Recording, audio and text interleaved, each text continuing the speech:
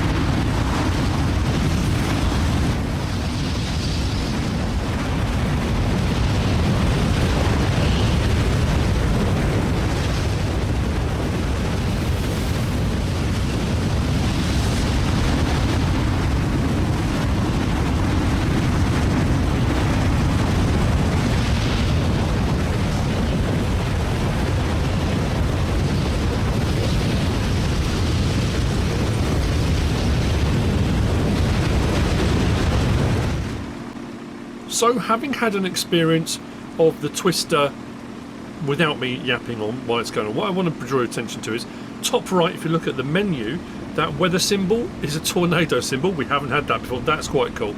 But what is actually happening is, when they got to experience this at PAX West, the tornado twister comes across the map. Now, I've been told this can happen randomly, in so much as the track of the twister will not be the same. It can go different routes across the map, and it will go across the map.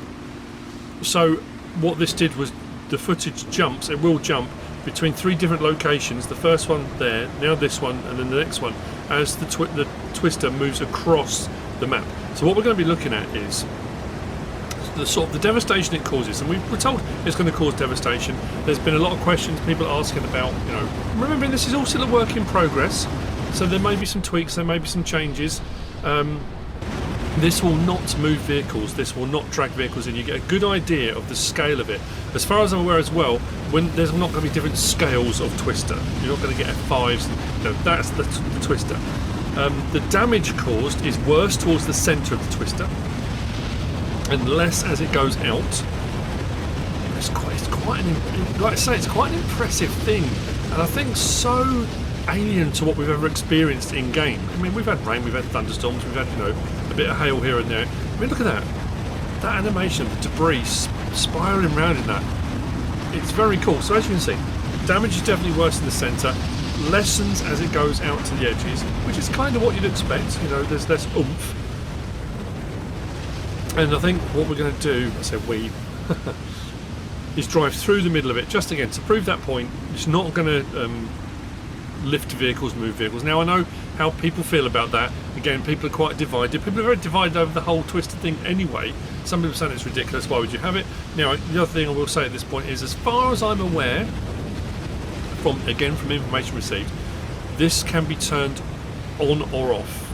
Now what's interesting is, and I'll explain that in a little bit later, because this is, we can see it on different crops and stuff as well.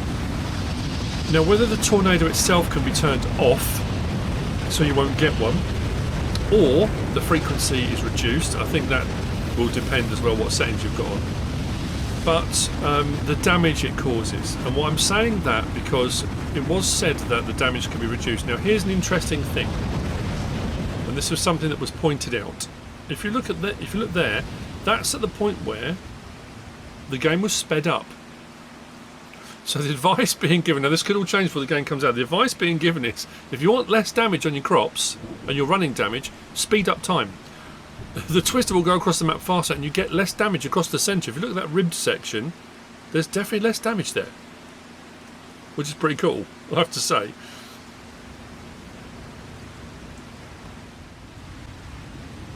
But as far as I can tell, as far as we've been told as well, you can turn it off. And why I'm saying that is because of the crop destruction is off on this, and you'll see in a moment. But it's heading off towards the buildings. Again, another question answered. It doesn't damage buildings, it doesn't destroy them. The twister will go through that building. You see the tree's gone? Chop the tree, gone. Through the building, but not causing damage to the building. There's not stuff flying everywhere. I think we're going to move on to the next clip, the last bit now. And what I was talking about was this. So you'll see it as it's coming in, past the building where we just saw it, heading towards us this way. And when you drive around onto the crop here, that's what I'm saying, there's no crop destruction on. You see there? So the twister is causing destruction, but crop destruction is off. So I'm assuming there's going to be a separate setting for turning the twister destruction off. But what is interesting is this. It destroys stubble as well, so not just crops. As the twister goes across the map causing its devastation, it will cause, you know, which it would do in real life, it's going to rip stuff out of the ground and that kind of thing, which is quite impressive when you think the stubble wouldn't be touched. It's going to damage the crops, of course it is. That's the point of it, you know, that whole, what do? You get your crops in before it comes? You're probably not going to try harvesting while it's going on. Well, I don't know, maybe you will. If you're just going to lift your vehicles out of the way, why not try and get ahead of it maybe, but it's just a fascinating thing. I just can't stop watching it. And then this final section is where it goes off through the trees. This is where we saw one tree go, and you'll see here, it just kind of plucks the tree, really. You'll see in a second. Boom. Tree goes. Now that's the only way it could be done. It goes from one state of being to another state of being. The other thing we've been told, again, I think I might have mentioned in a previous video, but Kermit from Giant Software said that as it stands at the moment, you can remove the damaged trees with chainsaws, but not with harvesting equipment at the moment. So tree harvesters won't work. But the point being, you go out after the twister has gone through the map, and you clear certain areas. You take down the trees that are damaged. You can plant new ones, do whatever you want. But as it goes through, and again, because it will go across different ways on the map each time, you're going to get, if it goes through a heavily forested area, you're going to get a serious amount of damage through your forest, which is impressive stuff. And you see on the outside, it's only where it goes across the middle. The middle section, it will damage the trees. The outer sections, as you can see, you've got trees on those outsides, they're not being hit. It's just the main section, the main funnel, as it goes through, will cause the damage. There's no damage to grass, you notice as well, which is an interesting one actually. I thought it might be a little bit. Bear in mind you can mow grass and stuff. That different position between looking out the other way and it looks like it's all kind of clearing up, then turning around to this. Staggeringly cool.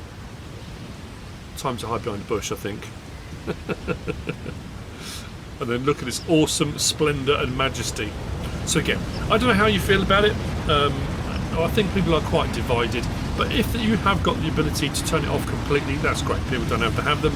If you've got the ability to just turn the twister damage off, then every so often, and it might be, again, I think it was mentioned that you might get some years you won't get one at all. And I think it will only be on potentially certain maps. I don't know if it'd be on the Asian map. I wouldn't have thought it'd be on Sri Lanka. That'd be strange, but look at it. It's an incredible animation. It's very well done, and the concept is absolutely nuts. But there you go. I just thought I'd share that. I've got some other footage and bits and bobs. I'm going to be sort of drip feeding bits and bobs out. I have to make sure I put stuff out after the people that recorded this, the people that were at PAX West, have put their content out, because they were very graciously sent it to me. So there will be some stuff coming. And as usual, we come to the end of that with the... Don't forget to pre-order, people. Ladies and gentlemen, get on there, pre-order the game. If twisters are your thing, if not, the game's going to be phenomenal anyway. But I just, you know, why not experience the might and majesty of it? So you can pre-order now. Macdon pack as a pre-order bonus. There is the New Holland CR11 Gold Edition available in various different pre-order bundles here and there.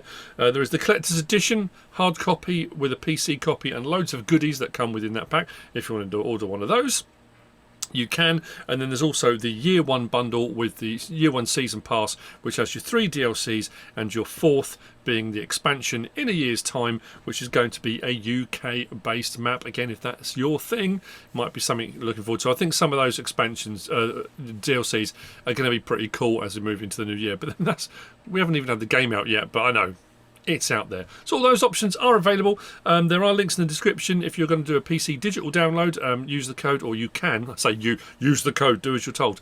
It would be great if you used the code, all caps, MrSealyp, for the Giants Partner Program. That will help me out massively, help out the channel, and if you're going to buy the game anyway, why not? You know, it'd be absolutely fantastic. There's also a retail forwarding code in there as well, which will aid you in choosing whatever you want to do.